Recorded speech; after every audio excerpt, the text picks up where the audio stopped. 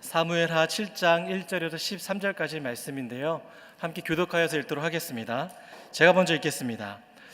여호와께서 사방의 모든 적으로부터 다윗을 지켜주셨기 때문에 그는 이제 자기의 왕궁에서 살게 됐습니다. 다윗이 예언자 나단에게 말했습니다. 나는 여기 백행목 왕궁에 사는데 하나님의 궤는 아직도 장막에 있습니다. 그러자 나단이 왕께 대답했습니다. 여호와께서 왕과 함께 하시니 왕께서 마음에 두신 일이 있다면 무엇이든 그대로 하십시오.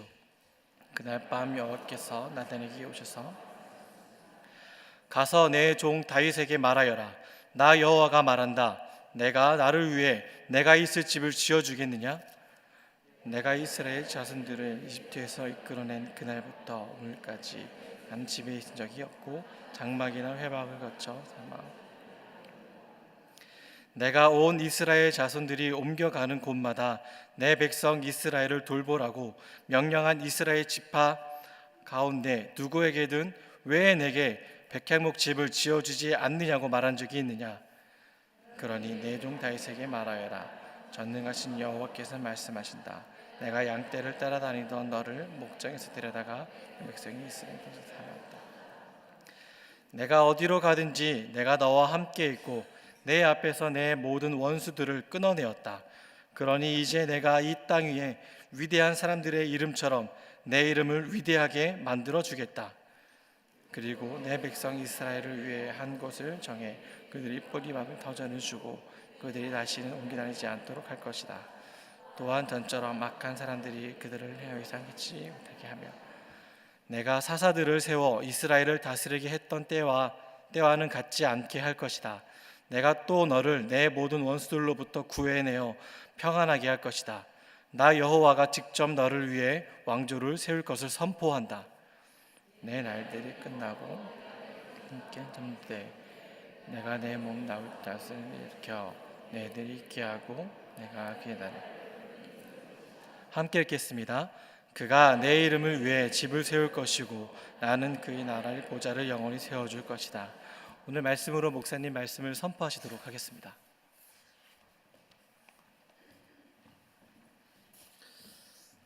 다윗은 생애 40년 동안 왕으로 섬기는 삶을 살았습니다. 그는 많은 이방인 사람들에게 또 싸우면서 어려움을 당했었고 때로는 사울 왕에 쫓기면서 많은 어려움을 당했습니다. 그런데 지금 어떻습니까? 그는 끈질기 하나님을 찾고 추구하면서 결국에는 하나님의 섭리 가운데 왕이 되었고 그는 통치자 가운데 있습니다. 누구나 삶을 살면서 많은 위기를 겪게 됩니다. 그런데 때로 어떻습니까? 위기 가운데 있을 때 어려움이 당하면 많은 사람들은 그 어려움 때문에 그 위기를 잘 극복합니다.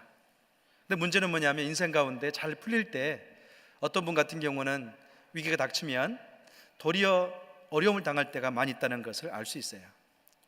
고지를 점령한 후에는 적이 없기 때문에 분명히 쫓아가야 될 그런 목표가 없을 때가 많이 있습니다.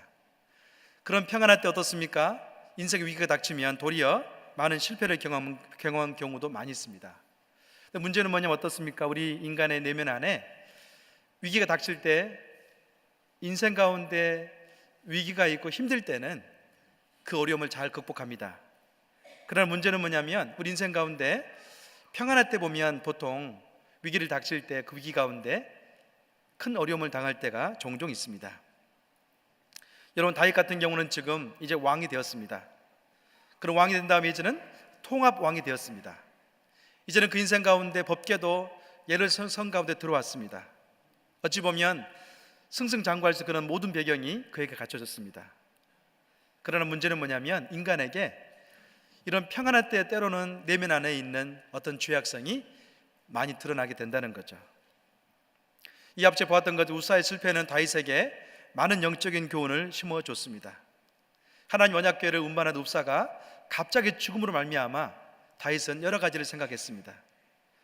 여러분 하나님 어떻습니까? 우사의 죽음을 통해서 다윗에게 실패가 아니라 성공할 수 있는 밑거름을 가르쳐 줬습니다. 다윗은 우사의 죽음을 통해서 고난도 겪었지만 그 인생 가운데 고난을 통해서 하나님을 찬양하고 있습니다. 시편 19편 71편에 보면 그런 말씀이 있습니다. 제가 한번 읽어보겠습니다. 고난당한 것이 내게 유익이라 이로 인해 내가 주의 율례를 배우게 되었나이다. 다시 말하면 고난 가운데 어떻습니까? 다윗은 하나님의 은혜를 경험했다, 그렇게 이야기하고 있습니다. 다윗이 모든 걸 지금 잘 되는 시즌 가운데 놓여 있습니다. 그러면서 어떻습니까? 자기 인생 가운데 찾아오는 모든 고난이 도리어 나에게 큰 영적인 유익이 되었다, 그렇게 이야기합니다. 이 앞주에는 하나님께서 우사를 영적인 그런 성숙한 사람을 만들 때에 우사의 죽음을 통해서 하나님은 다윗을 영적인 거장으로 만들어 갔습니다. 오늘 본문 같은 게 어떻습니까? 하나님께서는 이 거절을 통해서 다시 다윗에게 찾아오고 있습니다. 이 당시에 다윗은 많은 명성 얻었습니다. 또 한 가지는 이제 통합 왕이 되었고 법궤도 지금 예루살렘 가운데 다 들어왔습니다. 그러면 명실상부한 집권 초기의 모든 것을 잘 갖췄습니다.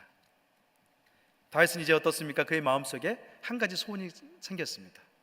어떤 소원이냐면 하나님의 집을 짓기 위한 그런 소원이 그에게 있었습니다. 오늘 본문인데요, 1절에 3절을 같이 한번 읽어보겠습니다. 시작.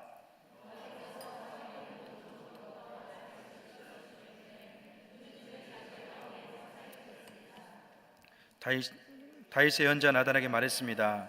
나는 여기 백향목에 사는데 하나님의 께는 아직도 장막이 있습니다. 그러나 나단이 왕께 대답했습니다. 여호와께서 왕과 함께 계시니 왕께서 마음에 두신 일을 있다면 무엇이든지 그대로 하십시오. 아멘. 하나님의 은혜 가운데 지금 다윗은 사방의 모든 적들로부터 승리를 경험했습니다. 그러면서 이제는 그는 안정된 왕국의 삶을 살고 있는 것을 오늘 본문에 볼 수 있습니다. 그런데요, 어느 날 나단 선지자에게 그 속마음을 이야기합니다. 어떤 건가요? 나는 지금 하나님 은혜 가운데 이 왕국에 있는데 나의 그 하나님 아버지의 거할 초소는 장막에 있다, 그런 마음을 가졌습니다. 그러면서 그는 하나님의 집을 지어주기 위한 그런 마음을 다윗에게, 나단에게 고백합니다. 이때 나단의 대답은 무엇이었습니까? 아주 긍정적인 대답이었습니다. 어찌 보면 그러니까 선자 입장에서 보면 참 많은 은혜를 경험했던 다윗이 성전을 지어준다는 것은 아주 좋은 거였습니다. 그래서 그렇게 이야기합니다. 당신의 마음속에, 왕의 마음속에 있는 대로 하세요. 좋을 겁니다. 그렇게 이야기하고 있습니다. 여러분, 그런 마음을 가졌을 겁니다. 다윗 정도라면 하나님의 그 집을 지어서 봉헌하는 것은 마땅하다, 그런 마음이 나단에게 있었을 겁니다. 그런 문제는 뭐냐면 하나님의 생각이었습니다. 하나님 생각 어떻습니까? 그러니까 4절 5절에 나와 있습니다. 같이 한번 읽어보겠습니다. 시작. 그날에 여호와께서 나단에게 오셔서 말씀하셨습니다. 가서 내 종 다윗에게 말하여라. 나 여호와가 말한다. 내가 나를 위해 내가 있을 집을 지어 주겠느냐. 아멘. 이상한 것은 뭐냐면 나단성에 들려왔던 하나님 음성은 부정이었습니다. 나 여호와가 말하는데 내가 나를 위해 집을 지어 주겠느냐, 그렇게 말씀해요. 이 질문 가운데는요, 하나님의 거절이 들어 있습니다. 어찌 보면 나단 선지자 같은 경우는 굉장히 갈등이 있었을 거예요. 자기가 선지자인데 하나님 음성을 분별하고 말해야 되는데 하나님 분명히 하지 말라, 그렇게 말씀한 겁니다. 그는 하나님께 다윗에게 그런 메시지를 하라고 분명히 이야기합니다. 하나님께서 이번에 성전 지은 것에 있어서는 하지 말라, 그렇게 이야기하고 있습니다. 하나님께서는 다윗이 제안하는 마음은 받았습니다. 그러나 그 성전 짓는 것만큼은 지금 거절하고 있는 것을 우리에게 보여줍니다. 왜 하나님께서 다윗에게 그 성전 지음에 대해서 거절을 나타냈을까요? 역대상 20장에 보면 그런 말씀이 있습니다. 너는 살아생전에 왕으로 지금 있지만은 군장으로 있을 때 많은 피를 흘렸다. 그러니 너는 성전 짓기 합당하지 않다, 그런 말씀도 있어요. 그러나 실상 오늘 본문에 보면 그 말씀은 나와 있지 않습니다. 실상 하나님께서는 어떻습니까? 이 제안은 받아들이지 않았지만 그의 마음만큼은 받고 있다는 것을 우리가 알 수 있습니다. 사랑하는 성도 여러분, 우리는 오늘 본문을 통해서 아주 귀한 영적 교훈을 얻을 수가 있습니다. 그것은 무엇인가요? 내가 하나님께 드린다 할지라도 하나님은 거절할 수 있다는 것을 우리에게 보여줍니다. 제가 전에 목회하는 곳에서 어떤 집사님께서 저에게 찾아왔습니다. 목사님, 피아노를 헌물하려고 합니다. 그랬더니 한 대가 아니라 두 대였어요. 두 대나 헌물한다는 게 굉장히 목회자 마음속에 감동이 되죠. 그것도 한 사람이 아니었어요. 자기가 한 대를 하고 또 다른 사람 한 대 한다고 그랬어요. 곰곰 이야기를 듣다가 제가 그랬습니다. 집사님께서 한 대 하는 것은 가능할 것 같습니다. 하나님께서 우리 집사님은 은혜를 많이 경험하고 지금 교회 안에 중직자로 섬기고 있는데 이 피아노 헌금한 것은 굉장히 좋은 겁니다. 집사님은 하세요. 그런데 그분은 안 했으면 좋겠습니다. 제가 그렇게 이야기했어요. 그 이유는 한 가지였습니다. 그분 같은 경우는 이 집사님과 아주 친한 분이었지만 교회 다닌 지가 별로 길지가 않았어요. 혹 행여나 헌물했다가 어떤 이유 가운데 그 헌물이 인하여서 걸림돌이 되고 어려움이 있다면, 그분이 교회 다니지 않는다면 어려움이 있겠다, 그런 마음 가운데 그분만큼 하지 말아야겠습니다. 근데 문제는요, 잘 말 안 듣잖아요. 두 대도 헌물을 받았어요. 근데 이분은 열심히 교회 다녔어요. 그 이후에. 그러면서 너무나 감사한 마음에서 차세대 공간에 피아노를 놨는데 다른 한 분이 문제였어요. 피아노를 헌물했는데요, 그분이 한 몇 개월 후에 교회를 안 다니는 거예요. 제가 가서 만나봤거든요. 집사님, 왜 피아노까지 헌물하고 참 감사한데 교회를 안 다니세요? 그랬더니 이런저런 이유를 하는 거예요. 결국에는 제 마음속에 그런 마음이 들었습니다. 그분의 그 피아노를 볼 때마다 이 피아노가 없고 그분이 계시다면 얼마나 좋을까, 그런 마음을 가졌어요. 피아노가 한 대가 있어도 되고 없어도 되는데 그 성도가 안 계시니까 마음속에 힘듦이 있더라고요. 어느 지역 가면 아주 큰 교회가 있습니다. 그 교회 가면 그분이 교회를 세웠다는 그런 이정표도 있습니다. 근데 그 교회만큼은 굉장히 어려움이 많았습니다. 그래서 뭐냐면 그분이 그 지역 가운데 사업을 했는데요, 그 사업이 굉장히 번창하게 됐어요.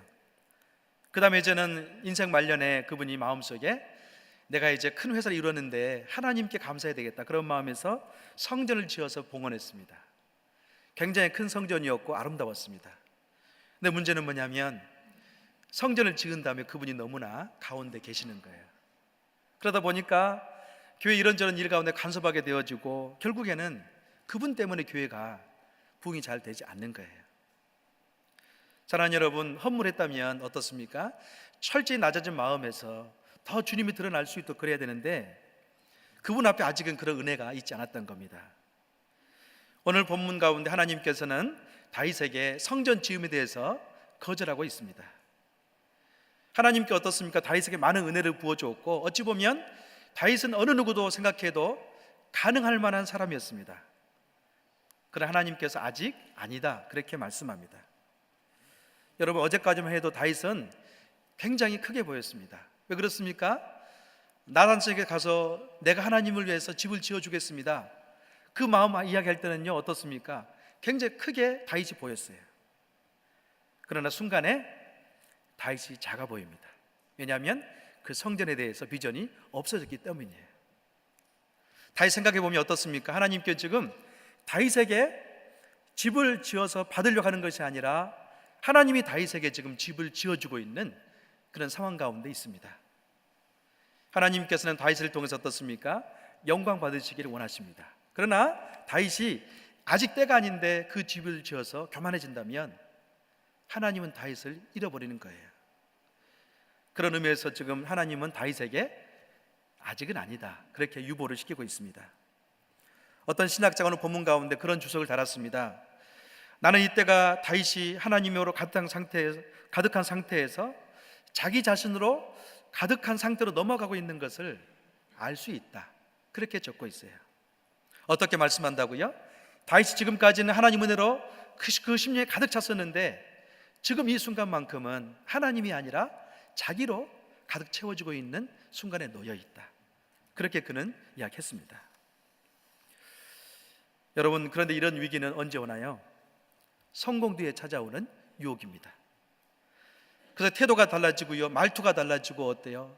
전에는 섬겼던 사람들도 전혀 보이지 않습니다. 여러분, 이런 사람의 예표가 누구인가요? 사울 왕이었습니다. 사울은 사무엘 선지자가 보기에 이스라엘의 초대 왕으로 세울 만한 가장 좋은 사람이었어요. 그의 안에는 겸손함이 있었습니다. 그의 안에 하나님을 향한 열정이 있었습니다. 그런데요, 성공한 후에, 왕으로 세워준 후에는 그 안에 하나님의 열정과 겸손이 사라지기 시작했습니다. 결국 어떻습니까? 하나님 말씀 가운데 순종하지 않으면서 그는 버림받는 그런 존재가 되고 말았습니다.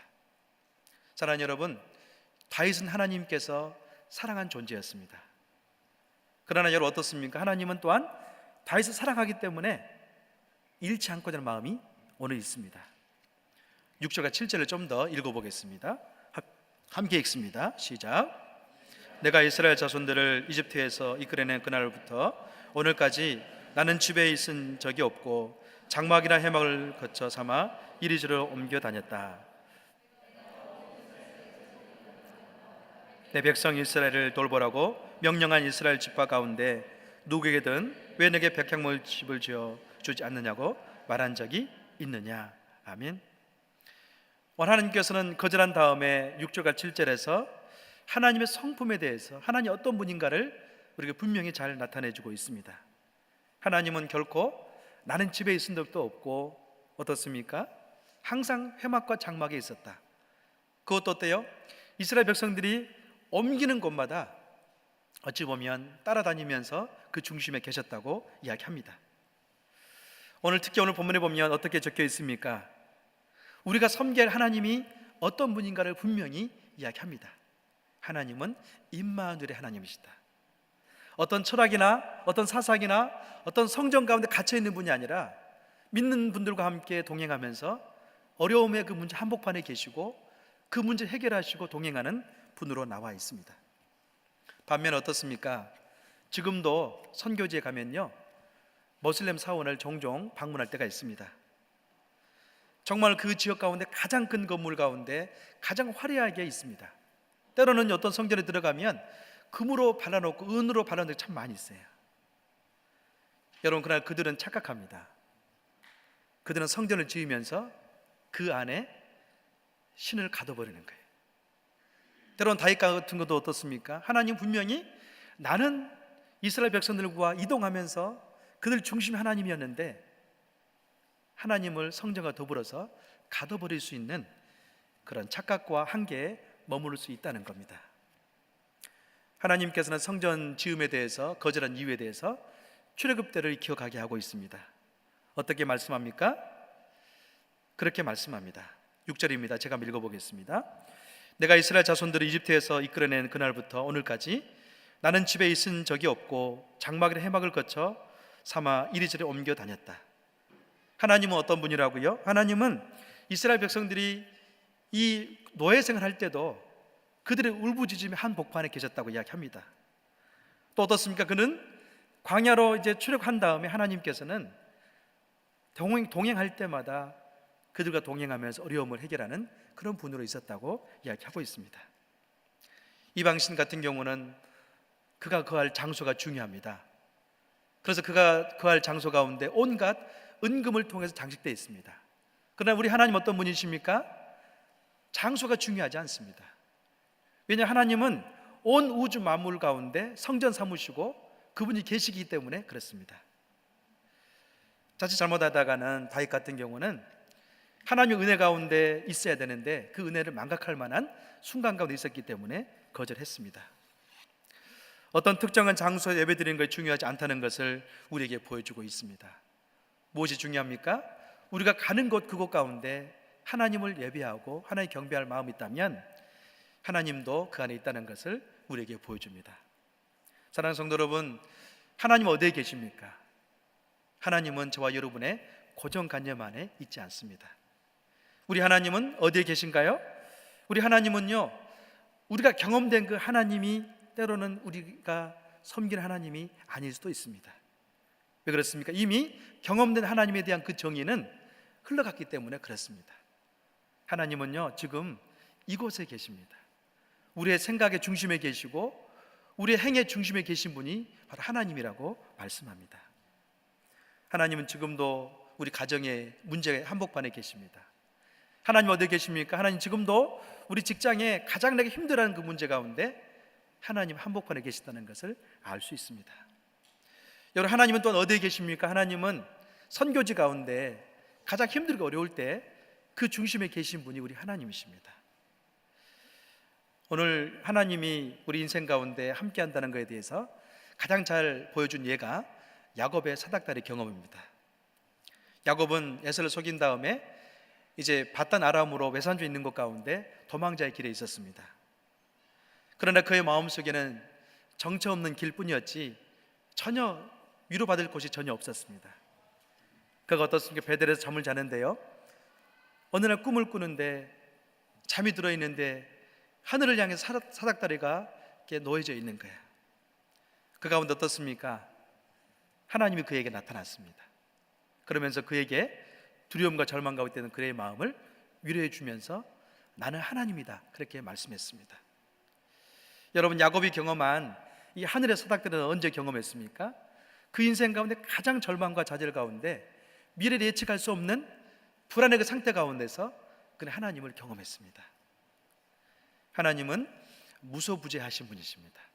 하나님은 어디든지 계신 분이십니다. 여러분, 하나님 어떤 분입니까? 하나님은 온 우주 가운데 충만하신 분이십니다. 그래서 지금도 그분은요, 어디 있든지 우리들로 하여금 예배하도록 찾으시고, 예배하는 곳 가운데 그분은 또한 백성이 있는 곳 가운데 함께 하십니다. 요한복음 14장 16절과 17절 말씀을 같이 한번 읽어보겠습니다. 시작. 내가 아버지께 구할 것이니 아버지께서 너에게 다른 보혜사를 보내셔서 너희와 함께 영원히 함께 있도록 하실 것이다. 그분은 진리의 영이시다. 세상은 그분을 볼 수 없고 알 수 없기 때문에 그분을 받아들일 수가 없다. 그러나 너희는 그분을 안다. 그분이 너희와 함께 계시고 또 너희 안에 계실 것이기 때문이다. 아멘. 우리는 예수 믿는 크리스찬들은 한 가지 새롭게 생각할 필요가 있습니다. 그것은 무엇인가요? 하나님은 어디 계시는가? 거기에 대한 정확한 개념을 알고 계셔야 됩니다. 오늘 17절 말씀 같은 경우 그렇습니다. 그러나 너희는 그분을 안다. 그분이 너희와 함께 거하시고 또 너희 안에 거하실 것이기 때문이다. 그렇게 적고 있습니다. 보혜사 성령님은 어디에 계신다고요? 그분은 우리 안에 계시고 우리가 가는 곳마다 계신다고 이야기하고 있습니다. 사랑하는 성도 여러분, 우리가 믿음 생활할 때 하나님에 대해서 우리 인생 가운데 가장 힘들고 어려운 그 복반에 있다는 그분과 더불어서 우리가 믿음 생활을 한다면 우리 날마다 승리하는 삶을 살 수 있습니다. 그런 우리가 되기를 주의 이름으로 축원합니다. 이제 하나님께서 복을 주시는데요, 그 복은 참 희한합니다. 성전 건축에 대해서는 거절했지만 여전히 하나님께서는 다윗을 통해서 축복하시고 영광을 받으십니다. 여러분, 우리가 한번 생각해 보십시오. 이방신 같은 경우는요, 인간의 노력에 따라서 복을 받는다는 그런 전제를 가지고 있습니다. 그래서 어때요? 이방신을 섬기는 사람들은요, 철저하게 자기 노력을 통해서 신에게 이르기 위해서 안간힘을 씁니다. 그러나 우리 하나님은 하나님 그 존재 자체에는 충만한 분이기 때문에 다윗을 통해서 여전히 복을 내리고 있는 것을 볼 수 있습니다. 여러분, 세상은 그렇지 않죠. 다윗을 통해 성전이 지어지지 않기 때문에 세상의 논리를 어떻습니까? 다윗을 제껴놓을 수 있습니다. 다시 솔로몬의 시대 가운데 다윗을 또 끌어올릴 수도 있어요. 그게 바로 세상의 논리입니다. 그러나 하나님 어떻습니까? 이 논리가 아니라 다윗 시대 때부터 쌓여있는 그 은혜를 통해서 솔로몬을 통해서 성전을 짓게 합니다. 오늘 9절과 11절 말씀을 같이 한번 읽어보겠습니다. 9절에서 11절입니다. 시작. 내가 어디로 가든지 내가 너와 함께 하겠고 내 앞에서 내 모든 원수들을 끊어내었다. 그러니 이제 내가 이 땅의 위대한 사람들의 이름처럼 내 이름을 위대하게 만들어주겠다.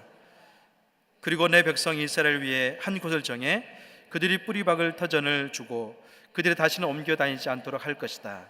또한 전처럼 악한 사람들이 그들을 더 이상 해치지 못하게 하며 내가 사사들을 세워 이스라엘 다스리게 했던 때와는 같지 않게 할 것이다.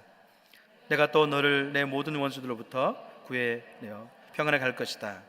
나 여호와가 직접 너를 위해 왕조를 세울 것을 선포한다. 아멘.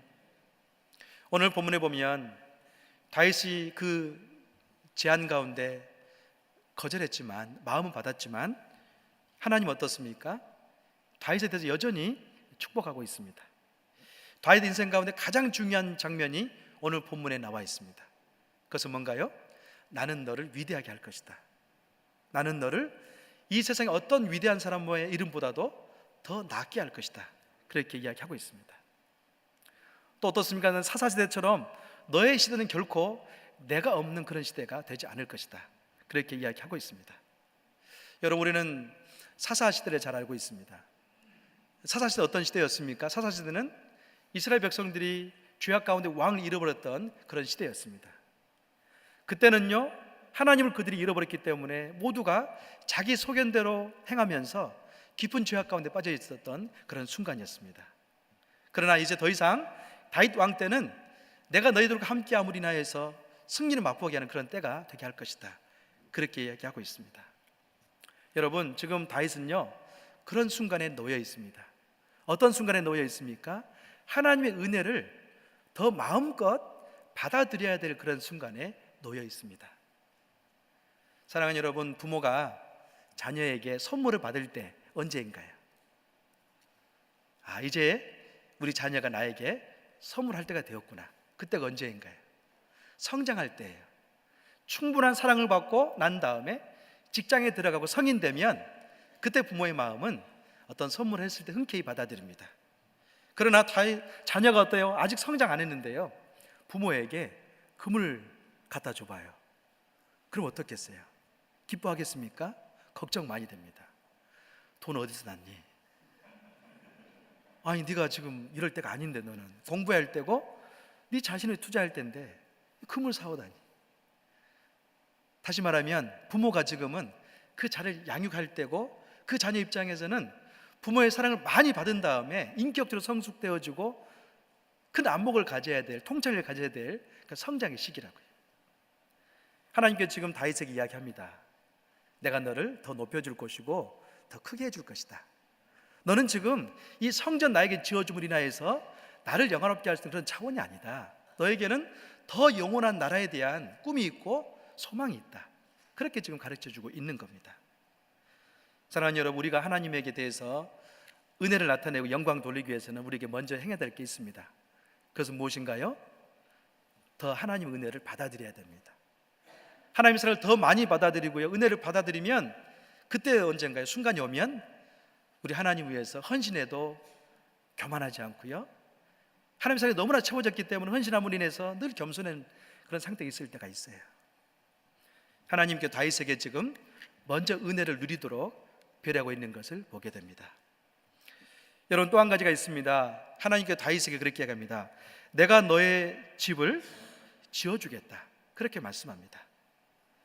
여러분, 집이란 것은 히브리어를 보면 두 가지 의미가 있습니다. 하나는 집 그대로 집의 의미가 있습니다. 또 한 가지는 왕조라는 그런 의미가 그 안에 있습니다. 지금 하나님께 다윗에게 주려고 한 것은 무엇인가요? 왕조를 주겠다는 거예요. 내가 너를 통해서 영원한 나라를 세우겠다는 그런 비전을 심어주고 있습니다. 여러분, 이 고백은요, 이 축복은 어떤 건가요? 보이는 것이 있지 않습니다. 오늘 본문 12절과 13절을 좀 더 읽어보겠습니다. 시작. 내 날들이 끝나고 내가 내 조상들과 함께 잠들 때 내가 내 몸에서 나올 내 자손을 일으켜 내 뒤를 잇게 하고 내가 그의 나라를 든든히 세울 것이다. 그가 내 이름을 위해 집을 세울 것이고 나는 그의 나라의 보좌를 영원히 세울 것이다. 아멘. 결국엔 12절 13절 말씀 보면 다윗이 분명히 이야기하는데, 다윗을 통해 낳은 솔로몬을 통해서 집을 지을 것이라고 이야기하고 있습니다. 그러나 다윗은 어떻습니까? 하나님께 다윗을 통해서 또 한 가지 이야기하는데, 나는 그 나라의 보호자를 영원히 세울 것이다. 그렇게 이야기하고 있습니다. 여러분, 다윗의 그 왕족 가운데요, 이 왕족의 모든 인간의 역사 가운데 왕의 통치는 시드기야 왕이 마지막이었기 때문에 400년으로 끝났습니다. 그러나 다윗 혈통 가운데 약속했던 그 영원한 나라는 어떻습니까? 400년으로 끝나지 않았어요. 어디까지 이어집니까? 예수 그리스도 그분에게까지 이어집니다. 누가복음 1장 31절과 33절 같이 한번 읽어보겠습니다. 시작. 보아라, 내가 잉태에 아들을 낳을 것이다. 그러면 그 이름을 예수라 하여라. 그는 위대한 이가 될 것이요 지극히 높으신 분의 아들이라 불릴 것이다. 주 하나님께서 그에게 그 조상 다윗의 보호자를 주실 것이다. 그는 야곱의 집을 영원히 다스릴 것이며 그의 나라는 결코 끝나지 않을 것이다. 아멘. 사랑하는 성도 여러분, 오늘 이제 누가복음 1장 31절과 30절 말씀 보면 왜 하나님이 다윗이 성전 짓는 것을 거절했는가, 그 이유를 알 수 있습니다. 그만큼 다윗은요, 영원한 나라를 세워야 될 그런 존재였기 때문에 보이는 성전에 대해서는 그로 하여금 멈추겠다는 것을 알 수 있어요. 여러분, 때로는 어떻습니까? 신앙생활 하면서도 답답한 게 있죠. 그건 어떤 건가요? 나는 열심히 충성하고 기도하는데요, 그분이 자꾸 거절하는 거예요. 하나님이 기도 응답 가운데 내가 원하는 방향에 따라서 정확하게 주지 않고 거절할 때가 참 많이 있습니다. 여러분, 오늘 본문에 보면 다윗 같은 경우는 거절 아픔이 아니라 보리와 연기 아픔을 겪고 있습니다. 그러나 더 중요한 것은 뭐냐면 하나님께서는 다윗에게 잠깐 거절을 통해서 어때요? 더 큰 나라와 영원한 나라를 그에게 보여주고 있습니다. 그 나라 어떤 나라였습니까? 다윗의 혈통을 통해 임하게 될 하나님 나라, 그리스도를 통해 임하는 그런 나라였습니다.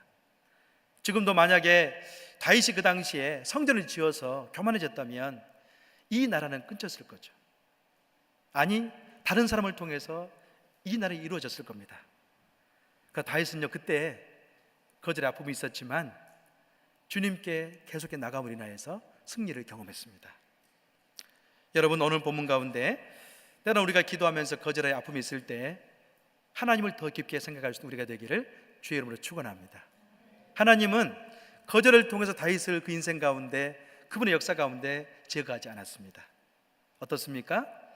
잠시 거절했지만 더 완성된 나라에 대해서 비전을 그에게 심어줬습니다. 신앙생활하면서 많은 분들이 이런 거절의 아픔에 대해서 하나님과 더불어 신음한 분도 많이 있습니다. 또 한 가지 어떻습니까? 우리는 인생을 살면서도 이런저런 거절을 많이 하나님께 기도하지만 받고 있습니다. 어떤 분은 나이 때문에 직장에서 그만둬야 되고, 또 나이 때문에 어떻습니까? 어떤 분은 이렇게 원서 접수할 수 못하는 경우도 종종 있더라고요. 또 어떻습니까? 우리 인생 가운데 거절이 있는데 그것은 뭐예요? 학력에 대한 거절입니다. 어디를 지원하려고 했는데요, 학력이 미달되는 거예요. 또 어떤 분 같은 경우는 자기 인생에 꿈이 있고 비전이 있는데 재정의 한계 때문에 거절감을 당하면서 인생을 사는 분도 있습니다. 그러나 하나님은요, 인생 가운데 이런저런 거절에 관계없이 저와 여러분에게 영원히 축복할 수 있는 분이십니다. 만약 우리 안에 그런 은혜가 있다면 다윗처럼 때를 기다리는 인내하는 마음을 가지고 있으면 승리하게 될 것입니다. 사랑하는 여러분, 하나님은 다윗을 통해 우리에게 영적인 교훈을 주고 있습니다. 순간의 거절은 포기가 아니었습니다. 여러분, 순간의 거절은 무엇이었습니까? 실패가 아니었습니다. 그 어려움과 그 고난 가운데 하나님은 영원한 나라에 대한 비전을 그에게 다시 가르쳐주고 있습니다. 우리 인생 가운데 때로는 거절되어지고 한계에 머물러 있을 때 포기하지 않는 인생이 되기를 주의 이름으로 축원합니다. 그때 하나님을 바라보세요. 하나님은 여전히 우리 가운데 축복의 하나님으로 계십니다. 그 하나님과 더불어 날마다 승리하기를 주의 이름으로 축원합니다. 시간 같이 기도하겠습니다. 시간 같이 한번 기도하고 싶은 것은, 하나님, 오늘 다윗은 하나님 안에 큰 꿈을 가졌지만 잠시 거절을 통해서 그 후손을 통해서 영원히 망하지 않고 영원할 나라에 대한 축복을 받는 것을 보았습니다. 주님, 우리 인생 가운데도 날마다 때로는 힘들고 어렵고 거절의 아픔이 있고 힘들더라도 우리가 영원히 함께 하신 그 하나님 바라볼 수 있도록 은혜를 베풀어 주시옵소서. 기도하는 신앙으로 죽게 나갈 수 있도록 하나님 함께 주시옵소서. 시간 같이 한번 기도하겠습니다. 할렐루야. 살아계신 하나님 아버지, 오늘 본문 가운데 우리에게 귀한 은총과 사랑을 베풀어 주셔서 감사합니다. 하나님, 그렇습니다. 우리가 날마다 믿음 가운데 살아갈 때 때로는 주님 멈춰야 될 그런 순간이 있을 때도 있습니다. 그러나 주님, 우리가 이 순간에 멈추지 아니하고 살아계신 하나님과 더불어서 믿음으로 죽게 나갈 수 있도록 아버지 역사해 주시옵소서. 성령으로 주어 충만하게 도와주시고 하나님 아버지의 귀한 은총 가운데 주님께서 친히 역사하기 원합니다. 하나님 도와주시고 또 믿음 안에서 주님 날마다 승리하는 삶, 주님과 동행하는 그런 삶을 살 수 있도록 아버지 역사해 주시옵소서. 주여 성령 충만하게 도와주시고 하나님 아버지의 귀한 은총 가운데 주님께서 친히 역사하기 원합니다. 하나님 이 은혜를 부어주시고 오직 믿음 가운데 날마다 승리하는 삶을 살 수 있도록 주여 역사해 주시옵소서. 하나님 함께 하시기 원합니다.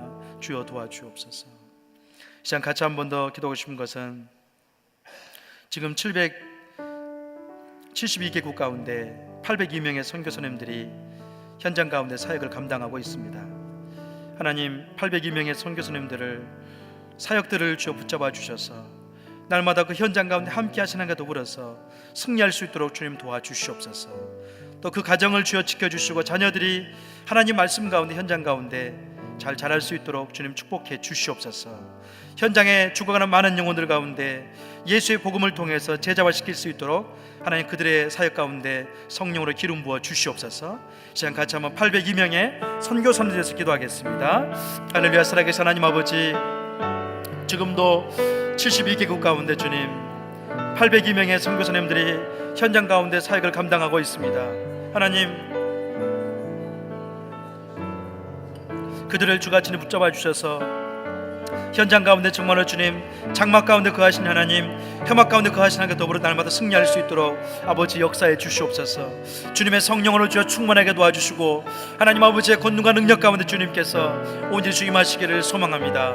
하나님 아버지 800명의 선교사들이 날마다 주의 말씀 가운데 또 성령 안에서 주님 날마다 승리할 수 있도록 주여 도와주시고 또 그들의 자녀들이 또한 주의 말씀 가운데 설 수 있도록 아버지 역사해 주시옵소서. 하나님 많이 힘들고 어려울 때 그들의 정말로 하나님 의지하고 승리할 수 있도록 주여 도와주시고 또 주님과 더불어 지켜나갈 수 있는 놀라운 역사들이 일어날 수 있도록 주여 도와주시옵소서.